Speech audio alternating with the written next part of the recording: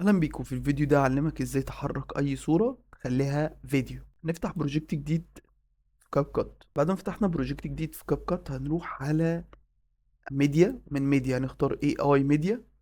بعد كده نقدر نختار اي اي فيديو. تمام. من اي اي فيديو هنعمل امبورت للايمج، الصورة بتاعتنا اللي هنخليها فيديو. تمام. تك امبورت. نختار صورة السنجاب ديت. لو عندنا سكريبت عايزين السنجاب ده يعمله، يتشقلب يتنطط يعمل، ممكن نكتبه هنا. لو ما عندناش، عايزين نجيب، ممكن من شات جي بي تي نجيب له سكريبت ونكتبه هنا. لو ما عندناش ممكن هو نسيبه بدماغه، نخلوا له بقى براحتنا 10 ثواني 5 ثواني، بالطول بالعرض اي مقاس احنا عايزينه بنظبطه. وبعد كده نتك على جنريت.